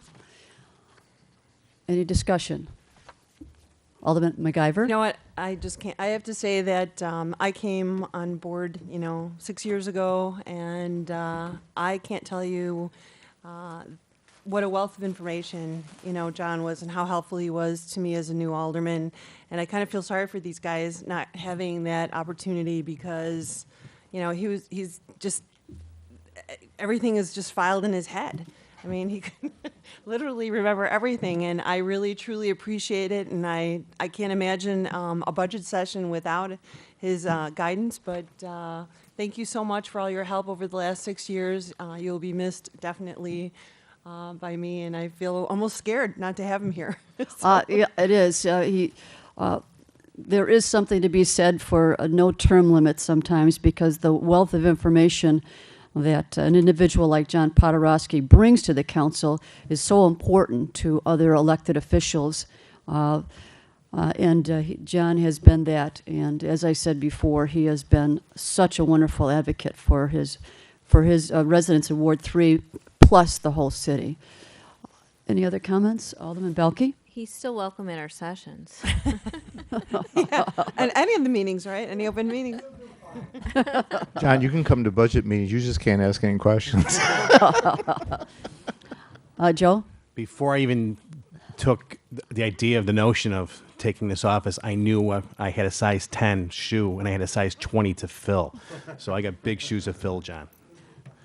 Let me read this resolution commending you, John. Whereas Alderman Podorowski was initially appointed as Alderman of Ward 3 on September 16th, 2002, by Alderman Mayor Carmen Soldado and re-elected to four-year terms on April 1st, 2003, April 5th, 2005, and April 7th, 2009. And whereas Alderman Podorowski is married to Sharon, who is also a great contributor to the community and proud father of 3 children and 4 grandchildren, and whereas Alderman Podorowski served in a variety of committees as alderman, including being the chairman of the Administrative Finance Committee and leading budget meeting discussions for many years, and served on the Zoning Board of Appeals from 1997 to 2003. And whereas Alderman Podorowski has worked with the residents of Ward 3 on a variety of projects and concerns during his tenure, including improving the reliability of electric service in Darien, installing a speed hump and reviewing speed control around 71st Street, increasing revenues for the city of Darien through a special census, and tirelessly working to ensure Darien residents were receiving cost-effective services. And whereas Alderman Podorowski's presence and input in many community organizations, including the Darien Historical Society, Darien School District 61, and the Kiwanis, has strengthened those organizations and the people they serve. And whereas the city of Darien is reliant upon individuals to provide their time, energy, and talent to ensuring the city of Darien remains a nice place to live, now therefore be it resolved by Mayor Kathleen Weaver and the City Council of the City of Darien, DuPage County, that John F. Podorowski Jr. be and is hereby commended for his contributions and service to the city of Darien as alderman, and in particular for his continuing efforts and contributions of time and energy and devotion to the city of Darien and DuPage County. And I guess we take the roll. Yes. Marquez, Aye. McIver, Aye. Belkey, Aye. Belzak, Aye. Kenny, Aye. Shower, Aye. Seifert, Aye. Mayor Weaver, Aye. Treasurer Corn, Aye. Clerk Regona, aye. Attorney Murphy, Aye. Administrator Vanna, Yes. 12, unanimous. It was unanimous. John, please come forward.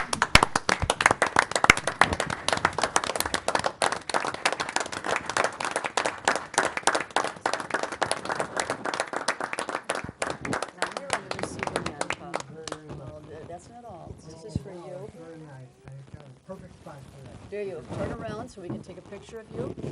Did you want a picture of Sharon and John?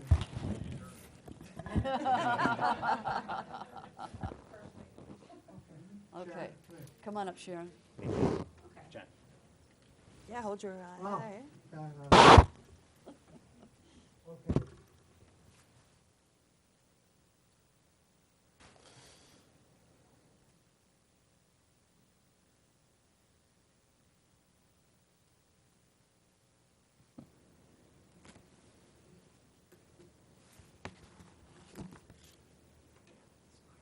Smile.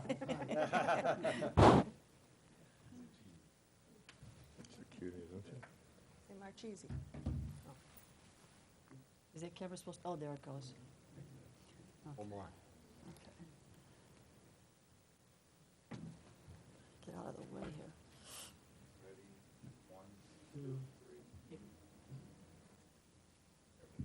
You got it? Thank you all. Thank you, John. Okay. I think I got, all right. I see him all the time doing that. Okay. The next item on the agenda is a motion to approve a resolution commending Halil Abchi for his contributions to the city of Darien, DuPage County, Illinois, and let me read his resolution. Whereas Alderman Abchi was initially appointed as alderman of Ward 7 on June 18, 2007 by Mayor Kathleen Weaver and reelected to a 4-year term on April 7, 2009.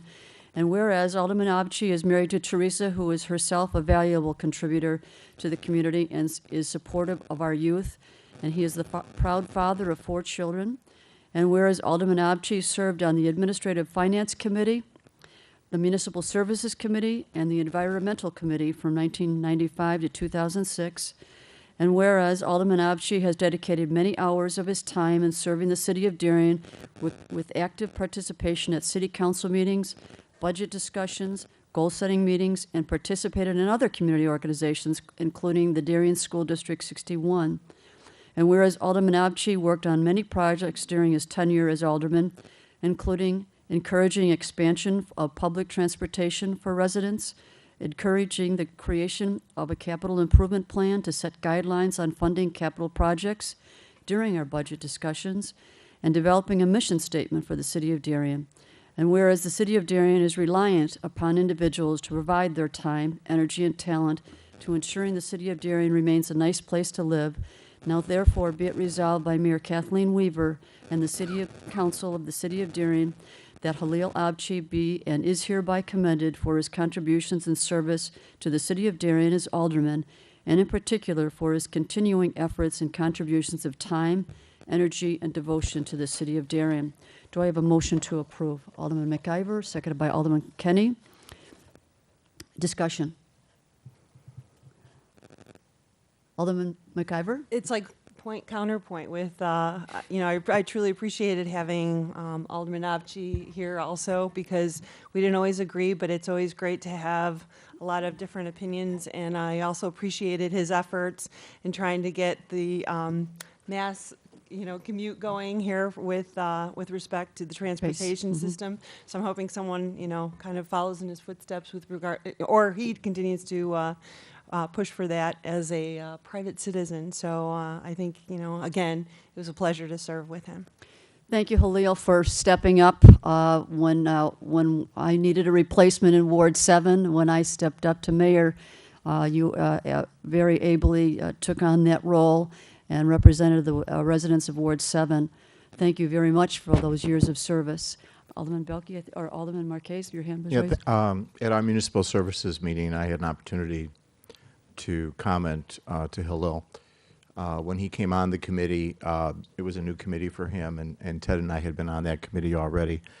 Hillel had a way of looking at the data that was presented to us, where he asked questions and made inquiries with regard to issues that were brought before us that got Ted and I to focus more intently on things that were truly important. And those were important things to do, Hillel. And we really do thank you for your getting us to focus on long-term planning and looking at down in the future and what's coming. So your service on municipal service was a definite plus to the dynamics of that committee, and we just want to personally thank you for that. Yeah, and just to piggyback off of that, when you were sitting on that committee, your attention to detail was excellent, and that got Joe and I to keep looking at things more and more, so thank you. Do I have I have a motion. The roll, please. McIver. Aye. Kenny. Aye. Marquez. Aye. Belzak. Aye. Belke. Aye. Shower. Aye. Seifert. Aye. Mayor Weaver. Aye. Treasurer Corrin. Aye. Clerk Wagona, aye. Attorney Murphy. Aye. Administrator Vanna. Yes. Unanimous. It's a unanimous vote. Halil, come on up and accept our gratitude.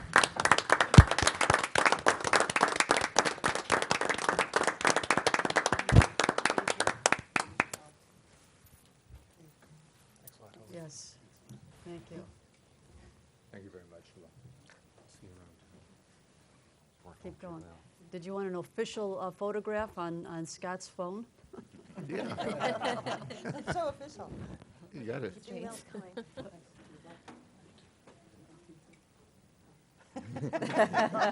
Doorstop. Okay. See you tomorrow. Okay, sure, go for it.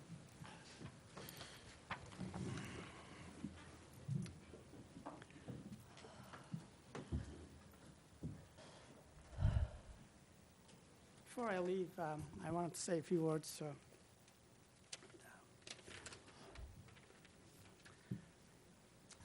Thank you all of you for all those kind words and the fine resolution, Mayor Weaver. I just want to say that I'm really very grateful to have had the opportunity to serve as an alderman and serve the residents of Ward 7 and Darien for about 6 years.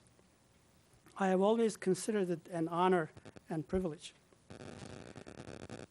And I also want to thank some people who've helped me along the way. First, I thank you, Madam Mayor, for putting forward my appointment to the council in June 2007, and the council approving it. Some members of that council are still sitting around the podium here, so thank you. I thank the residents of Ward 7 for electing me to the post 4 years ago.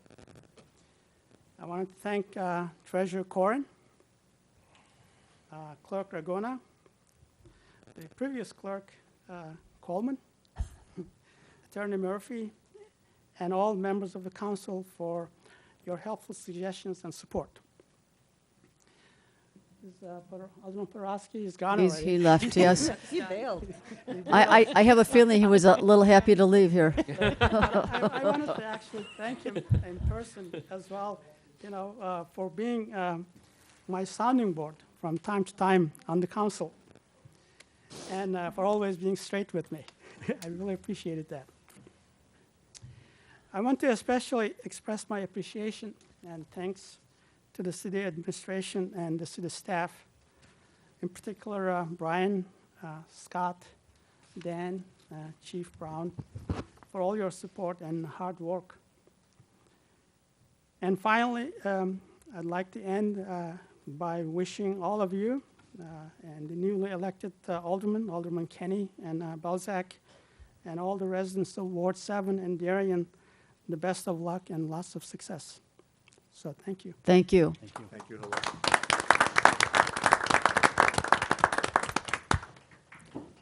Let's move on to item D. It's a motion to advice and consent to Mayor Weaver's council committee appointments and chairman thereof. Do I have a motion to approve? So moved. Alderman Belzak, seconded by Alderman Seifert. The roll, please. Belzak. Aye. Seifert. Aye. Shower. Aye. McIver. Aye. Marquez. Aye. Kenny. Aye. Belkey. Aye. 7 ayes. Motion is approved. Next item is a motion to approve the reappointment of department heads. Brian Vanna, City Administrator, Ernest Brown, Police Chief, and Daniel Gombach, Director of Municipal Services. Do I have a motion to approve? Alderman Shower, seconded by Alderman Marquez. Any discussion? The roll, please. Shower. Aye. Marquez. Aye. Belkey. Aye. Belzak. Aye. Kenny. Aye. McIver. Aye. Seifert. Aye. 7 ayes. Gentlemen, you want to come forward to be sworn in? I didn't know it was an all or nothing thing.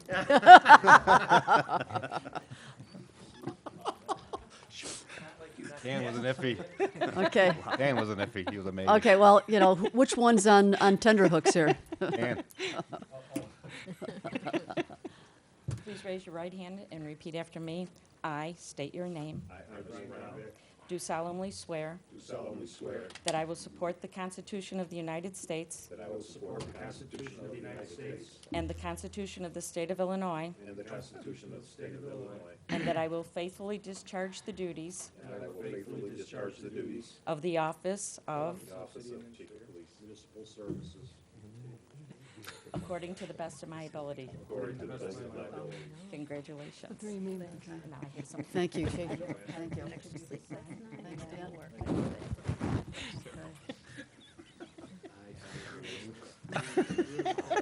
Yeah, you don't want to do that.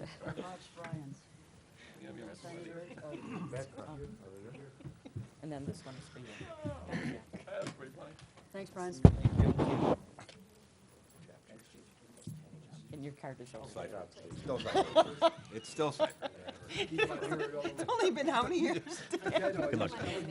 There should be a pronounciation right underneath it. Little phonetical spelling next to it, Thanks right? so much.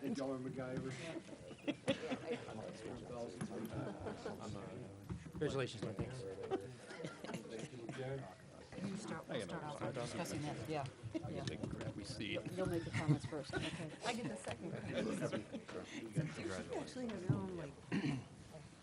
All right, the next item on the agenda is the motion to approve a resolution accepting a proposal from TLC Group for the purchase and installation of 35 white pine evergreens fronting the Crest Basin in an amount not to exceed $8,312.50.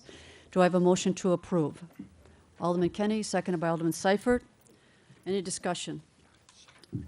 I think we've discussed this adequately. I think we can move, well, do the two new aldermen have any comments? I was at the last meeting. Yeah, I heard the you're, discussion. yeah, I think you're pretty much up to date on that one, on this one. The roll, please. Kenny. Aye. Seifert. Aye. Shower. Aye. McIver. Aye. Marquez. Aye. Belzak. Aye. Belkey. Aye. 7 ayes and no nays. Motion has been approved. Item G is consideration of a motion to approve a resolution stating the position of the mayor and the city council regarding the city of Darien's funding of crossing guards for School District 61. Do I have a motion to approve? Alderman McIver, second by Alderman Marquez. Discussion? Well, I'd like to start out because majority of the crossing guard issue is in the 3rd Ward, and this issue has been going on for a year, and I'd like to thank the council for waiting till myself and Mr. Alderman Belzak got to this point to make our first, hard vote. I was looking at my tax bill the other day, and I realized that District 61 gets about 42% of my dollar on my taxes. I know I represent the students of Ward 3, but I also represent, the senior citizens and the people who are not utilizing, crossing guards. We've talked today at length about stormwater and sewers and the money that's needed to take care of those things. And I'm not saying I don't want to see the city of Darien not cross children because we believe it's public safety.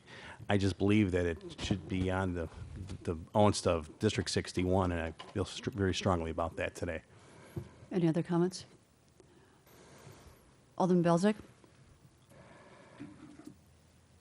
I am concerned with the wording of the resolution where it states that the council has determined that the local school districts have responsibility for providing students with the ability to safely get to and from school. I think it is the entire city's responsibility, in addition to District 61's responsibility. So my concerns with the resolution are, one, that I do think the city has responsibility on this in addition to District 61, and also my concern is that we are making a resolution that says something that we're going to do probably in the future. In my view, it's a non-binding resolution to say that this is what our plan to do is next year. If the purpose of this is to put District 61 on notice that we may in the future not be spending funds on crossing guards, I think we've done that, and I don't think the resolution is necessary for that reason. Alderman Belke? I agree that I never liked the language of this resolution as well. I'm not saying that I'm not for making, strides in the direction that District 61 can pick up their own crossing guard. I'm just saying that the way it's done here in a resolution, I'm not for. Okay.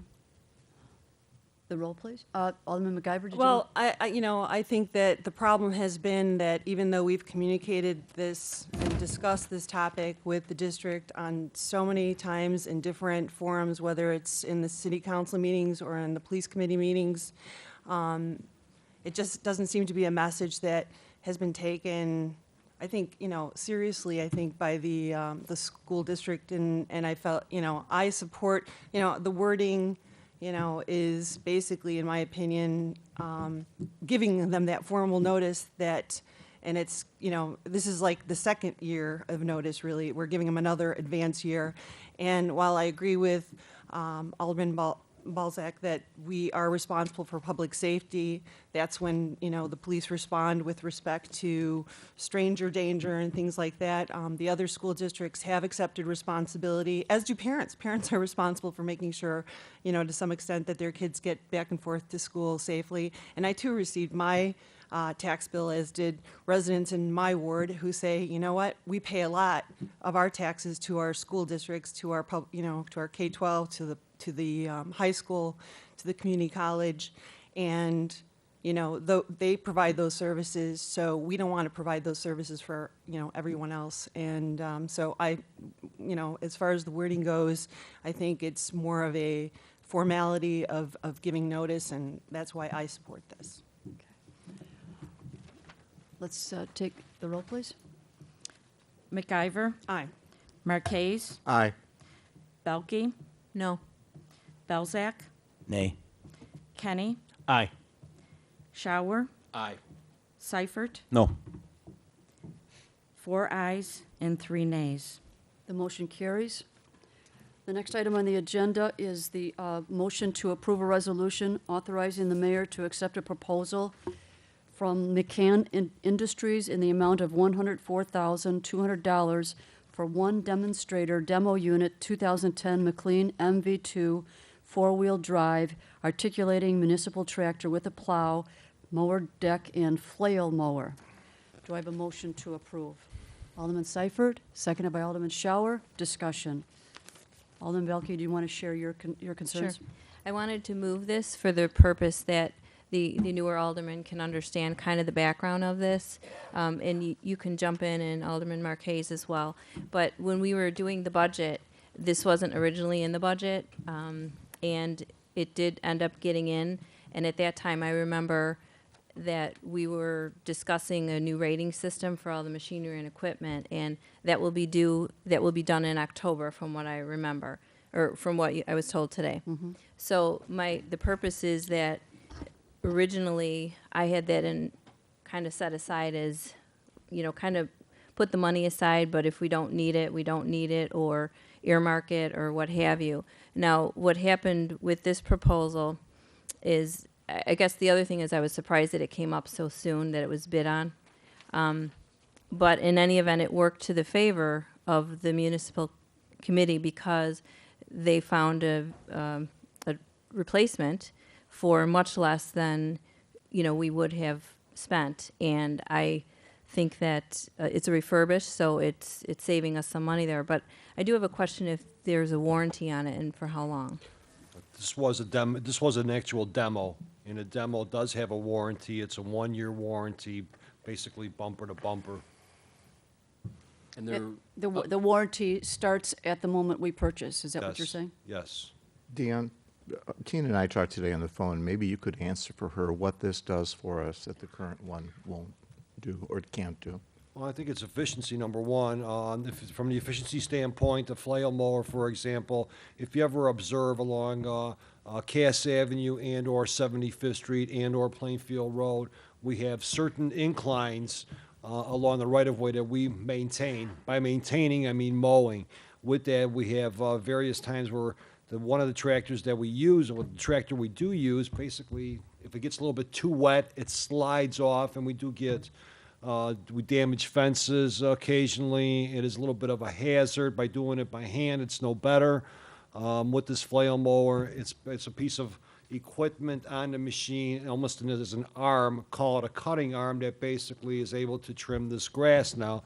So from a safety standpoint, it has merit. From efficiency time it has standpoint, and as well as the width of this mower, the mowing deck itself is, I believe, 2 foot larger than the conventional decks, which again relates back to efficiency. Efficiency by doing the detention basins that we currently do, and I can't think of them all off the bat right now, but those are basically large grass fields.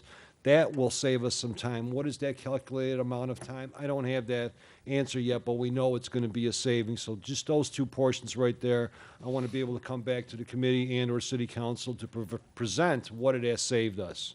In respect to the budgets, if I can further explain that or just hold off on that for now, Mayor Weaver.